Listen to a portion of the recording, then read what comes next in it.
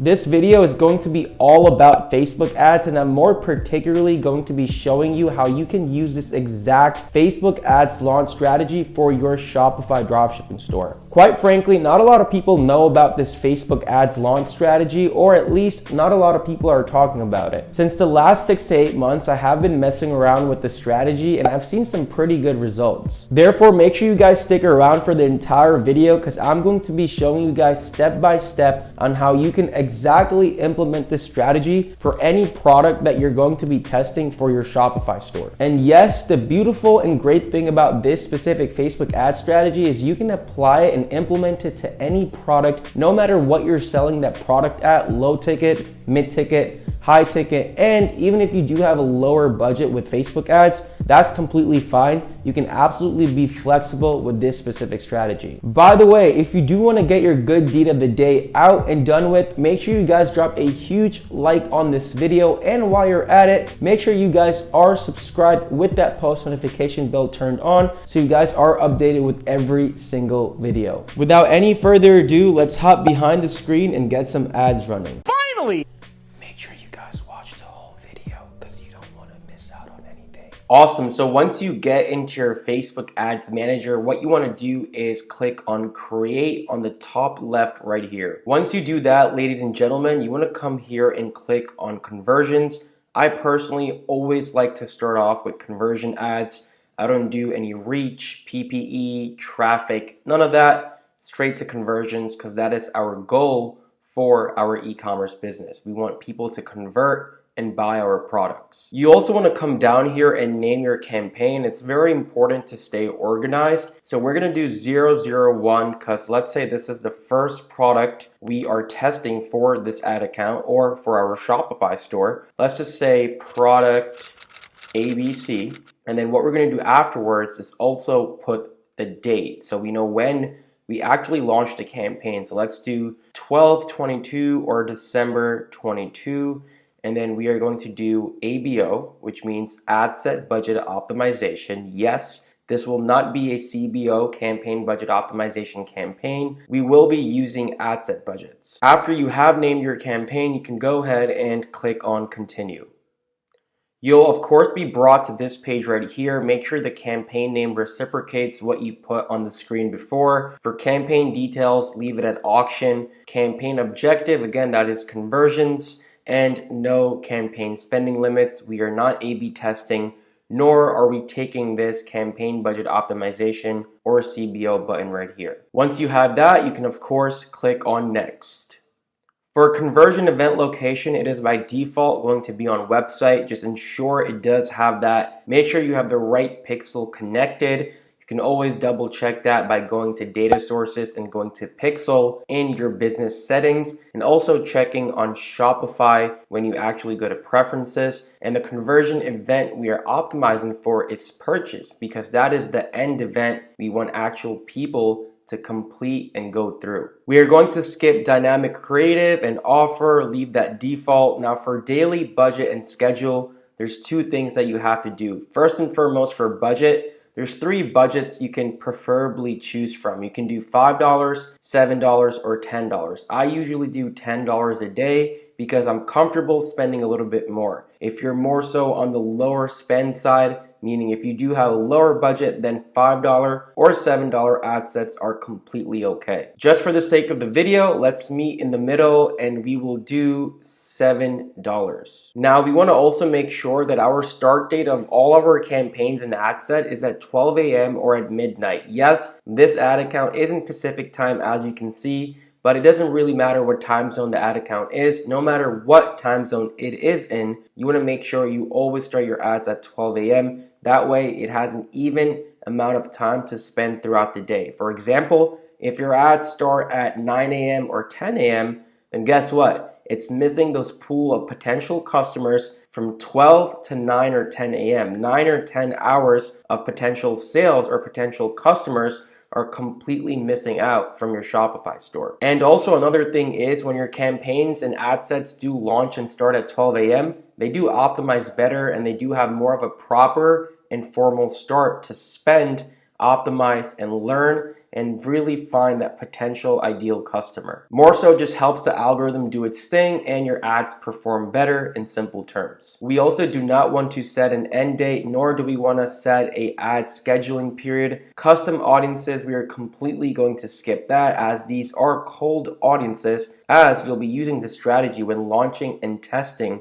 a dropshipping product. For locations, this is very important to do. You want to click on this drop down right here and do people living in this location. You only want to target residents. You don't want to target travelers, tourists, people who are there for business trips, so on and so forth, right? You want to have people who actually live and reside there see your Facebook ad. For country, we are only going to be doing the United States for this strategy. I know I usually do the big five, which include the US, UK, Canada, New Zealand, Australia, and I'll also do 2 or 3 other top tier European countries such as Germany, France, Switzerland, and Ireland. But for this strategy, we are going to be doing US only, and the majority of the times, the United States will have the most of your market or the most of your sales. Now for age, I always like to keep a default to 18 to 65 plus, unless you have a product that is very specific to a younger or older demographic or age, then you can go ahead and adjust that, but I always let the data do the talking to me. Same thing for gender. In this case, I'm just going to leave it all targeting both men and women. Maybe if you have like a makeup or beauty product, then yes, you may go ahead and only target women, unless it is super gender biased and super obvious. You want to obviously,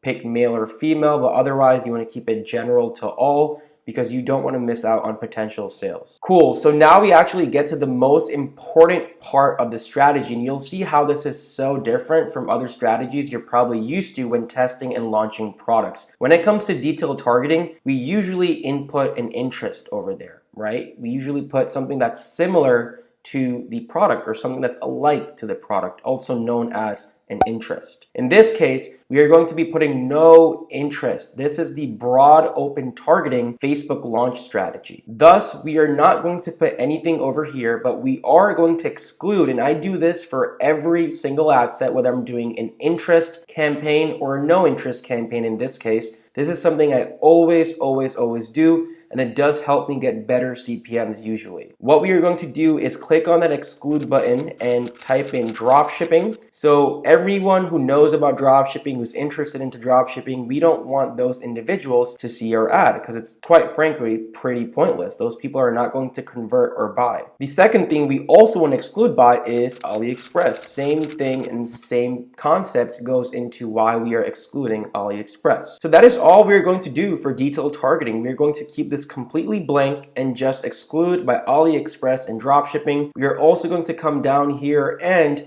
deselect where it says detailed targeting expansion. This basically means Facebook will try and go beyond your interest scope and find potential customers. We don't want to do that. Furthermore, we want to come down here to languages and input English, US, because we are only targeting the US. Usually I do that English all option, but in this case it's only the United States, so therefore we want to do English US. And primarily why I'm doing English as my language and not just keeping it default is, if you think about it logically, even though English is the national and most prominent language in the United States, not everyone's Facebook, not everyone's native language or first language is English of those people who are living or residing in the United States. Therefore, we only want to target people who have their Facebook in English because our ad is going to be in English, the copy of the ad more specifically, and our website or Shopify store is also going to be in English. So we don't want to show our ads to people who don't know or speak English. For connections, we are going to leave it default to all people. For placements, I usually used to do manual placements, but recently, or the past 6 to 8 months, especially for this strategy, we want to do automatic placements and completely let Facebook decide who to target and where to show our ads to. Facebook's algorithm and ad platform is super smart and developed. Trust me, you want to completely give it to Facebook. This will also help you get better CPC and better CPM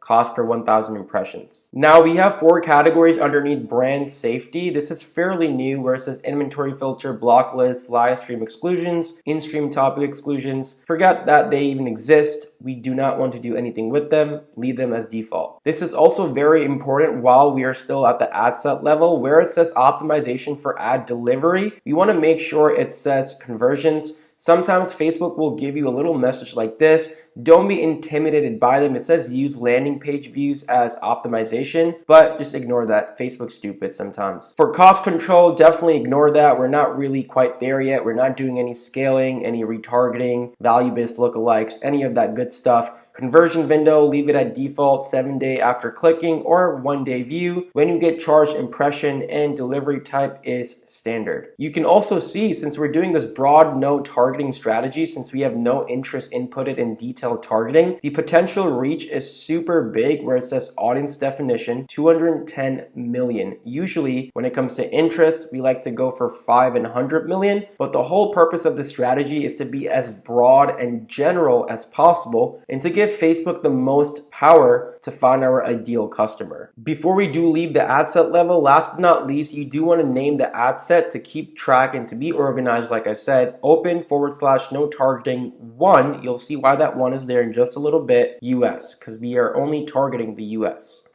Once you do input your creative or creatives, whether it be a single image, video, or carousel ad, depending on the product you are promoting. Now, I do usually recommend having 2 or 3 creatives per ad set to split test to see which one performs better in terms of CPM, click-through rate, so on and so forth. What we're going to be doing now is make sure you're at the ad set level where it says open no targeting 1 US. That is the ad set that we just created. You're going to press duplicate. Once we do get this pop-up, again, ignore this. Don't be scared or intimidated by it. Make sure it says original campaign, and we're going to do number of copies 2, because now we want to duplicate this ad set 2 more times in our campaign. So in total, we are going to have 3 different ad sets within this campaign. Of course, make sure you have this little box selected, show existing reactions, comments, and shares on new videos, so all the engagement does duplicate or reciprocate. And this goes for every time you're duplicating a campaign or an ad set, just for future reference. Go ahead and click on duplicate. Great. So ladies and gentlemen, you'll see how simple it is from now. On the left, you want to go to the bottom ad set. This is the first duplicated ad set of the original one, and all you want to do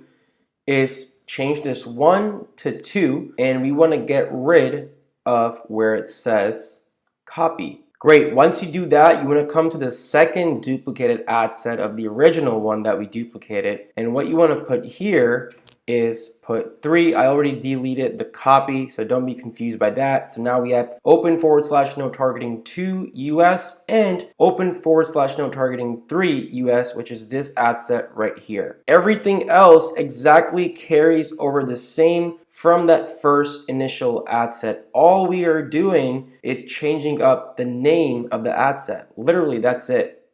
So ladies and gents, this is how it should exactly look. We have our campaign that we created, and once you go to the ad set for that specific campaign, we want to see 3 ad sets: open no targeting 1, open no targeting 2, and open no targeting 3. Again, I have $7. These can also be $5 or $10 depending on your preference. This is how simple it is for this specific Facebook launch strategy. You're going as broad and as general as possible. Each of these ad sets have the exact same targeting if you think about it. Why we're doing the 1, 2, and 3 is just for us, or just for you to keep in track which one is which when you are scaling, which I'll go in just a little bit. Even though the settings for the ad set are the exact same, each ad set will have its own pocket of audience or audiences it's going to cater, deliver, and be showing your ads to. Each ad set has its own DNA, own personality, and own characteristics. Maybe all 3 can perform well, maybe 1 or 2 can perform well. With that being said, once you have everything scheduled, published with no errors or anything like that, as mentioned before, let's go into some initial scaling strategies that can help you scale this campaign. Solid. So now you have your campaign set up, your open no targeting ad sets are spending money. What do you do next in terms of initial scaling? Personally, this is my rule of thumb. If you started out with $5 ad sets, you want your ad sets to at least run for 72 hours before making a decision. You essentially want to make sure you give the essential time for your ad sets to learn, optimize, and for Facebook to find your potential customer. On the other hand, if you have $7 or $10 ad sets, you want to let them run for 48 hours or 2 days and then judge them. After the 48 or 72 hours, you want to take a look at your ad sets in the 2 or 3 day collective period. The first thing you want to do is you want to cut out any ad set that has a cost per purchase or CPC above $1. Obviously, if it does have a sale or two or more, then you still want to keep that ad set even though the CPC is over $1. Next, any ad set that has an add to cart and an initiate checkout but no purchase, you want to leave on for at least 24 more hours and see the next day if it gets a sale. And if that next day, that specific ad set or ad sets still have no sales, then it's safe to say that you can cut them out. For example, this is how you would name the specific ad set. Open no targeting dash 24 hours. So you know that's the ad set you want to keep on for at least 24 more hours to monitor and see if it gets a purchase or not. After all of that is done with and you trim off the fat, you want to leave any ad set that has a purchase on. Now, even if a specific ad set has a ROAS that is below your break-even point ROAS, you still want to leave it on. Like I said, any ad set that has a sale, you want to leave it on no matter what, because the main thing right now is for you to actually collect good and relevant data, which you can later leverage and scale. What to do next with the ad sets that are actually on? What you want to do first and foremost is edit and raise the budget of the original ad set by 50% after 12 a.m. That way, it has an entire day or about 24 hours to spend that new scaled or higher budget. And this is something you can or you should do at least every 48 hours if the ROAS is consistent. So after another 48 hours, you can edit and raise the budget by another 50% or even by 100% if it's performing really well in terms of ROAS. That's primarily vertical scaling. Another approach and something that you should do is more so a vertical / horizontal scaling method where you actually duplicate that ad set in the same campaign and launch it at that budget at 12 a.m. You want to make sure any new ad sets or campaigns you launch, ladies and gentlemen, you always launch at 12 a.m. so it has the entire day and that even amount of time to spend its entire budget cycle. For example, let's say you took ad set A and you increased the budget to $20. You can duplicate ad set A, launch it at $20 at 12 a.m. to see how it performs for the next 48 hours. Sometimes your duplicated ad sets won't perform as well, and that's totally fine, but the main purpose is to test and see how that duplicated one performs. And how you would name that would be open no targeting dash dupe 1 along with the date you launched that at so you can actually keep track of it. Of course, if the first duplicated ad set does work and is giving you good ROAS, after 48 hours, you can increase the budget of not only that duplicated 1 ad set, but you can also launch a duplicated 2 ad set of that same ad set, keep it at the same budget at 12 a.m. And for an instance, if duplicated 1, 2, or 3 don't really work, then it's okay. You can take a step back and keep increasing the budget of that ad set that is working. All you do is edit and raise the budget. Essentially, you can rinse and repeat this entire process and actually get your store to a few $1,000s a day in sales. Just to show you guys how effective, powerful, and scalable this specific strategy can be, assuming you set up everything the right way like I showed you before, I'm going to be putting a screenshot somewhere over here to actually show you I have a few open no targeting ad sets running at a few $100s a day, all giving me a ROAS of 2 and 3 over the past week or so. And there you guys have it. I hope this video was informative and helpful. I highly implore each and every single one of y'all to implement this strategy through Facebook ads when launching a new product for your Shopify dropshipping store. You guys saw the numbers. This strategy has absolutely been a game changer for me when testing products through Facebook ads. As always, ladies and gents, if you do have any questions, thoughts, or concerns, feel free to drop them in the comments down below because I do reply to each and every single one of them. Oh, by the way, for all my intermediate and advanced Facebook players out there, if you do want me to drop an advanced Facebook scaling video, get this video to 200 likes and I'll be dropping that soon. Other than that, keep working hard and more importantly, keep being awesome. Your boy's out. Peace.